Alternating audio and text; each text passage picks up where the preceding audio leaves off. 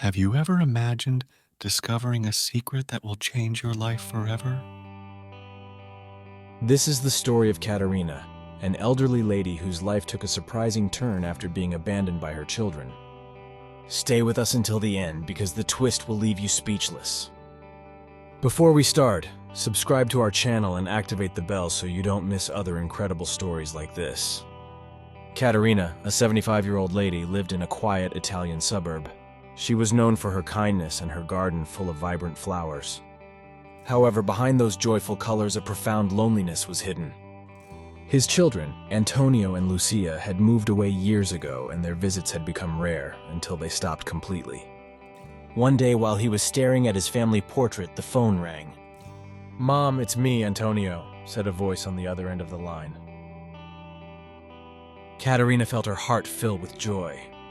"Oh, Antonio, it's been a long time since I heard your voice. I missed you," Maria replied. "We're thinking of coming to visit you and maybe moving you in with us in Rome," Antonio added.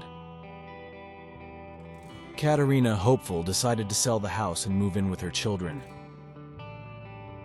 But upon her arrival, Katerina discovered with shock that she would not be welcomed into their home, but into a retirement home. "We can't keep you with us, but you'll be safe here," Antonio told her. Feeling betrayed, Katerina found herself alone in an unknown place. However, fate had a new twist in store for her. Across the street, Katerina noticed an old house for sale. She had earned a lot of money by selling her old apartment, so she decided to buy it with her hidden savings. When she shared the news with her children, they laughed, doubting her ability to care for an old, empty house. But Katerina was determined. "I'm stronger than you think," he said, and began to work on transforming the old house. Shortly after moving, he met his neighbors, a young couple with 4-year-old twins. Martha and Paul offered to help her with the necessary repairs. "This house needs some love," Marta said. Thus a new friendship was born. In the following months, with the help of Marta, Paolo, and their adorable twins, Katerina transformed the old house into a welcoming and lively home. The old house began to come to life. The walls received new colors. The garden flourished, and the once lonely house was now full of laughter and conversation. Antonio and Lucia, observing from afar, could not believe the transformation. They didn't expect Katerina to be capable of such a feat. But their amazement soon turned to anger and resentment. During a visit, Antonio said in a voice full of false joy, "Mom, you really surprised us." Lucia added, "Yes, you showed us how independent you are." But Katerina, happy with her new life, simply smiled and thanked them, unaware of the storm that was coming. One day, while exploring the house, Katerina discovered a locked trunk in the basement. It was a damp, dark place, full of old boxes and dusty furniture. Katerina, armed with a torch, decided to venture into that part of the house she had never explored before. With each step, the floor creaked beneath his feet, increasing his curiosity and a little fear. When she reached the bottom of the stairs, she noticed the large, dust-covered trunk in the corner. Who knows what's inside? Katerina wondered. He decided to open it. After searching throughout the house, he finally found an old key that seemed to fit the lock. With shaking hands, he inserted the key and turned. The trunk opened with a creak, and Katerina gasped. Inside was an impressive collection of jewels and gold. Each piece was brighter than the previous one. Katerina was shocked, struggling to believe the good fortune she had discovered in her home. He decided to keep the discovery secret, confiding only in his lawyer, who advised her to keep her valuables safe until she decided what to do with them. He thought long and hard about what to do with that fortune, but he realized that the true value was in the friendship and love he had found with his neighbors and their children.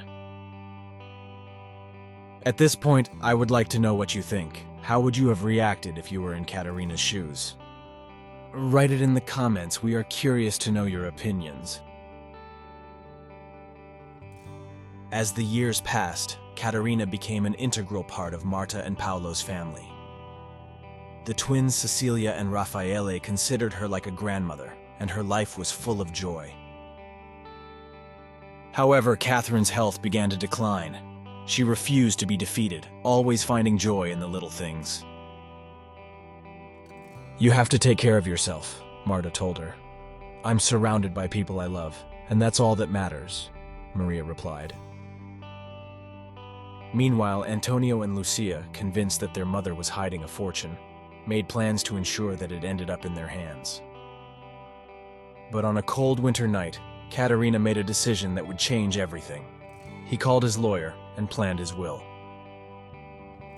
Maria's health continued to deteriorate. One day, Antonio and Lucia came to visit her and noticed her mother's fragility. "He should be in the hospital," Antonio said. "No, this is my home, and this is where I want to spend my last days," Caterina replied. That was the last time he saw his children.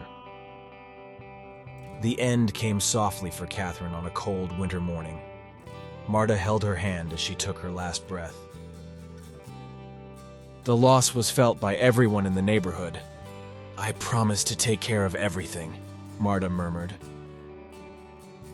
At the funeral, Caterina's lawyer Ricardo delivered sealed envelopes to Marta, Paolo, Antonio, and Lucia. The following week, Caterina's last wishes would be read. In the following days, Marta and Paolo remembered Caterina fondly and wondered what the envelopes contained.